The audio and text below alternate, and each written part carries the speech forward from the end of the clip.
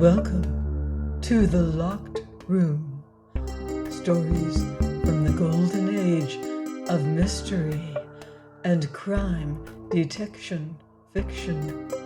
I'm Mardell, reading The Cabman Story by Sir Arthur Conan Doyle. We had to take a growler, for the day looked rather threatening, and we agreed that it would be a very bad way of beginning our holiday by getting wet, especially when Fanny was only just coming round from the whooping cough. Holidays were rather scarce with us, and when we took one, we generally arranged some little treat, and went in for enjoying ourselves. On this occasion, we were starting off from Hammersmith to the Alexandra Palace, in all the dignity of a four-wheeler, what with the wife and her sister, and Tommy and Fanny and Jack. Well, the inside was pretty well filled up, so I had to look out for myself. I didn't adopt the plan of John Gilpin under similar circumstances, but I took my waterproof and climbed up beside the driver. This driver was a knowing-looking old veteran with a weather-beaten face and white side-whiskers. It has always seemed to me that a London cabman is about the shrewdest of the human race, but this specimen struck me as looking like the shrewdest of the cabmen. I tried to draw him out a bit as we jogged along, for I'm always fond of a chat, but he was a bit rusty until I oiled his tongue with a glass of gin. When we got as far as the Green Anchor, then he rattled away quickly enough, and some of what he said is worth trying to put down in black and white. "Wouldn't a hansom pay me better?" he said in answer to a question of mine. "Why, of course it would, but look at the position. A four-wheeler's a respectable conveyance, and the driver of it's a respectable man, but you can't say that of a rattling, splashing hansom. Any boy would do for that job. Now, to my mind, money ain't to be compared to position, whatever a man's trade may be." "Certainly not," I answered. "Besides, I saved me little penny, and I'm got too old to change my ways. I've begun on a growler, and I'll end on one. If you'll believe me, sir, I've been on the streets for 47 year." "That's a long time," I said. "Well, it's long for our trade," he replied. "You see, there ain't no other in the world takes the steam out of a man so quickly, what with the wet and cold and late hours, and maybe no hours at all. There's few that lasts it long as I have." "You must have seen a deal of the world during that time," I remarked. "There are few men who can have greater opportunities of seeing life." "The world!" he grunted, flicking up the horse with his whip. "I've seen enough of it to be well nigh sick of it. As to life, if you'd said death, you'd have been nearer the mark." "Death!" I ejaculated. "Yes, death," he said. "Why, bless your soul, sir, if I was to write down all I've seen since I've been in the trade, there's not a man in London would believe me. Unless maybe some of the other cabbies. I tell you, I took a dead man for a fare once and drove about with him nigh half the night. Oh, you needn't look shocked, sir, for this wasn't the cab, no, nor the last one I had neither." "How did it happen?" I asked, feeling glad, in spite of his assurance that Matilda had not heard of the episode. "Well, it's an old story now," said the driver, putting a small piece of very black tobacco into the corner of his mouth. "I dare say it's 20-odd years since it happened, but it's not the kind of thing that slips out of a man's memory. It was very late one night, and I was working my hardest to pick up something good, for I'd make a poor day's work of it. Theatres had all come out. Though I kept up and down the Strand till nigh 1 o'clock, I got nothing but one 18-penny job. I was thinking of giving it up and going home, when it struck me I might as well make a bit of a circuit, see if I couldn't drop across something. Pretty soon I gave a gentleman a lift as far as the Oxford Road, then I drove through St. John's Wood on my way home. By that time it would be about 1:30, and the streets were quite quiet and deserted. for the night was cloudy and it was beginning to rain. I was putting on the pace as well as my tired beast would go, for we both wanted to get back to our suppers, when I heard a woman's voice hail me out of a side street. I turned back, and there, in about the darkest part of the road, was standing two ladies. Real ladies, mind you, for it would take a deal of darkness before I would mistake one for the other. One was elderly and stoutish, the other was young and had a veil over her face. Between them there was a man in evening dress whom they were supporting on each side, while his back was propped up against a lamp-post. He seemed beyond taking care of himself altogether, for his head was sunk down on his chest. He'd have fallen if they hadn't held him. "Cabman," said the stout lady with a very shaky voice, I wish you would help us in this painful business." Those were her very identical words. "Certainly, mum," I says, for I saw my way to a good thing. "What can I do for the young lady and yourself?" I mentioned the other in order to console her like, for she was sobbing behind her veil something pitiful. "The fact is, cabman," she answers, "this gentleman is my daughter's husband. They have only just been married, and we are visiting at a friend's house near here. My son-in-law has just returned in a state of complete intoxication, and my daughter and I have brought him out in the hope of seeing a cab in which we could send him home, but we have most particular reasons for not wishing our friends to see him in this state, and as yet they are ignorant of it. If you would drive him to his house and leave him there, you would do us both a very great kindness, and we can easily account to our host for his absence." I thought this rather a rum start, but I agreed, and no sooner had I said the word than the old one she pulls open the door, and she and the other, without waiting for me to bear a hand, bundled him in between them. "Where to?" I asked. "47 Orange Grove, Clapham," she said. "Hoffman is the name. You'll easily waken the servants." "And how about the fare?" I suggested, for I thought there might be a difficulty in collecting it at the end of the journey. "Here it is," said the young one, slipping what I felt to be a sovereign into my hand, and at the same time giving it a sort of grateful squeeze, which made me feel as if I'd drive anywhere to get her out of trouble. Well, off I went, leaving them standing by the side of the road.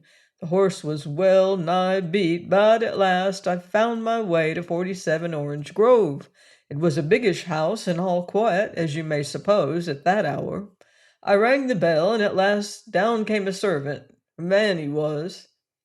"I've got the master here," I said. "Got who?" he asked. "Why, Mr. Hoffman, your master. He's in the cab, and not quite himself. This is number 47, ain't it?" "Yes, it's 47 right enough, but my master's Captain Ritchie. He's away in India, so you've got the wrong house."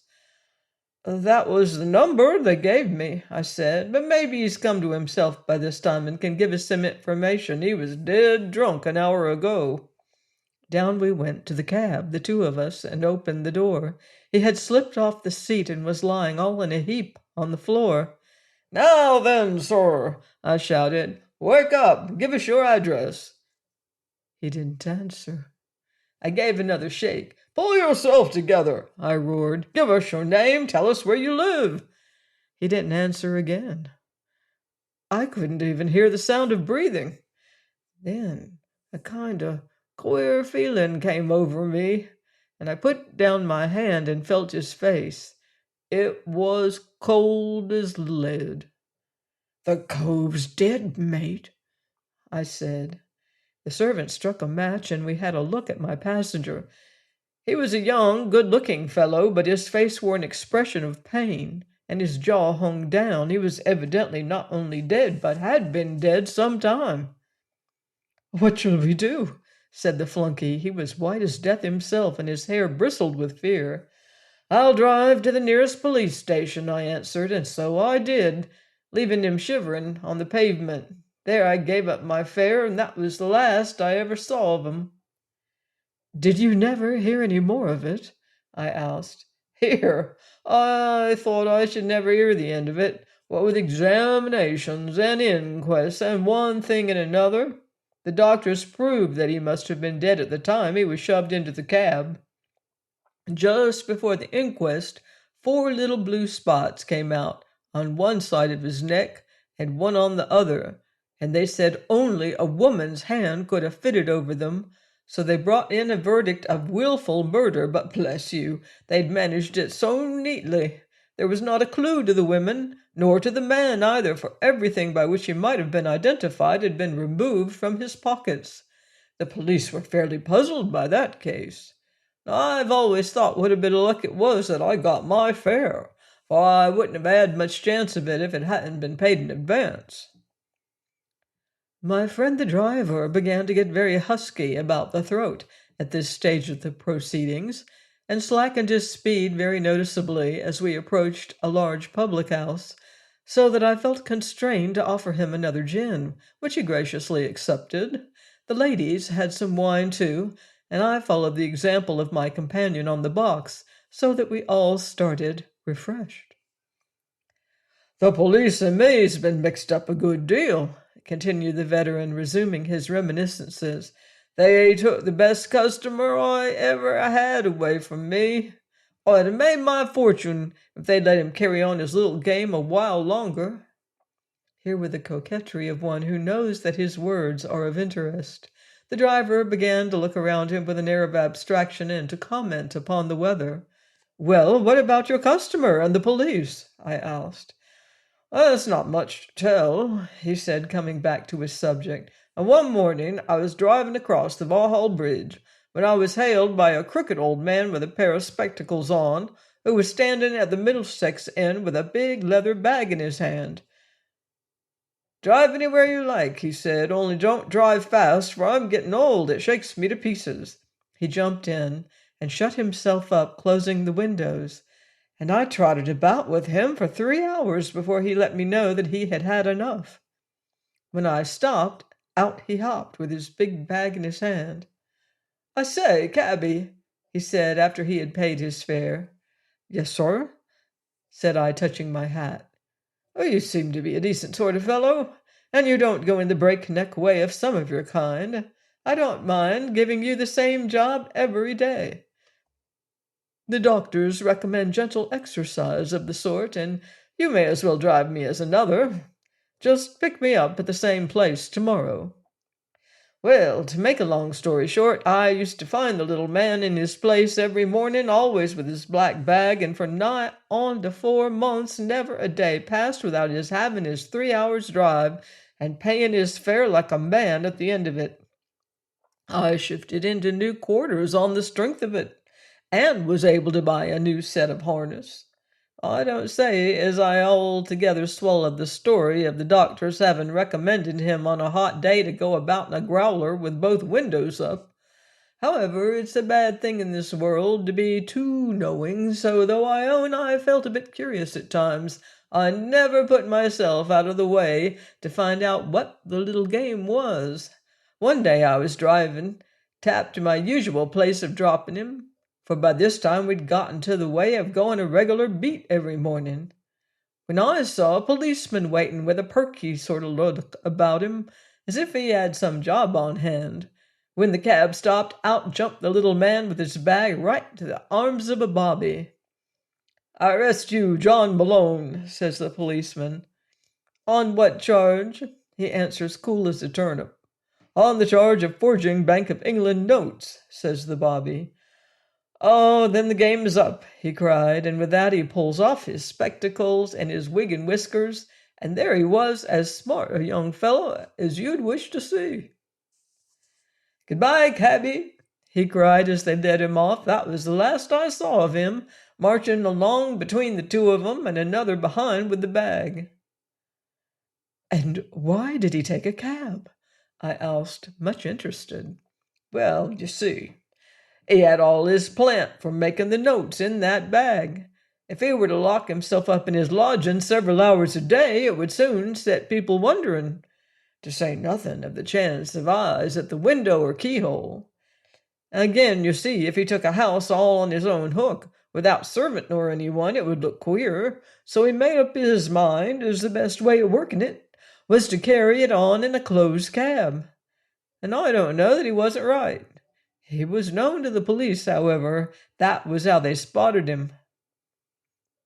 Drat that van, it was as near as a touch to my off-wheel. Now, bless you, if I was to tell you all the thieves and burglars, even murderers, as have been in my growler one time or another, you'd think I'd given the whole Newgate calendar a lift. Though, to be sure, this young chap as I spoke of was the only one as ever regular set up business there. There was one, though, as I reckon to be worse than all the others put together, if he was what I think him to be. It's often laid heavy on my mind that I didn't have that chap collared before it was too late, for I might have saved some mischief. It was about 10 years ago. I never was a good hand for dates. But I picked up a stout-built sailor sort of a fellow with a reddish moustache, who wanted to be taken down to the docks. After this chap, as I told you of, had taken such liberties with the premises, I'd had a little bit of glass slit let in front here, the same that your little boy's flattening his nose against at this moment, so as I could prevent any such games in the future, and have an idea, whenever I wished, of what was going on inside. Well, something or other made me suspicious about this sailor fellow, the look of him. So I had a look at what he was after. He was sitting on the seat, sir, with a big lump of coal in his lap, and was looking at it most attentive.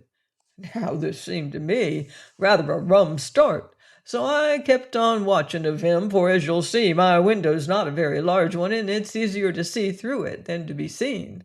Well, he pulls a spring or something, and out jumps one of the sides of this bit of coal. And then I saw it was really a hollow box, painted, you see, and made rough so as to look like the other. I couldn't make head nor tail of it anyhow, and indeed I'd pretty near forgot all about it, when there came news of the explosion at Bremerhaven, and people began to talk about coal torpedoes. Then I knew, as in all probability I'd carried the man who managed the business, and I gave word to the police, but they never could make anything of it. You know what a coal torpedo is, don't you? Well, you see, a cove insures his ship for more than its value. Then he goes off and makes a box like a bed of coal, fills it chock full of dynamite, or some other cowardly stuff of the sort. He drops this box among the other coals on the quay when the vessel is filling her bunkers, and then in the course of time that box is shoveled onto the furnace, and the whole ship is blown sky high. They say there's many a good ship gone to the bottom like that. You've certainly had some queer experiences, I said. Why, bless you, remarked the driver, I've hardly fairly started yet. And here we are at the Alexandry. I could tell you many another story as strange as these, and true, mind you, true as gospel. If ever your missus looks in need of a breath of fresh air, you send round for me, Copper Street, number 94, and I'll give her a turn into the country, and if you'll come up beside me on the box, I'll tell you a good deal that may surprise you. But there's your little lad a-hollering to you like mad, and the wife wants to get out, and the other one's a-tapping at the window with a parasol. Now take care how you get down, sir. That's right. Don't forget, number 94. Good day, missus. Good day, sir. And the growler rumbled heavily away, until I lost sight both of it and of its communicative driver among the crowd of holiday-makers who thronged the road which led to the palace. Join me next time for more macabre mystery here on The Locked Room. In the meantime, beware of footsteps in the dark.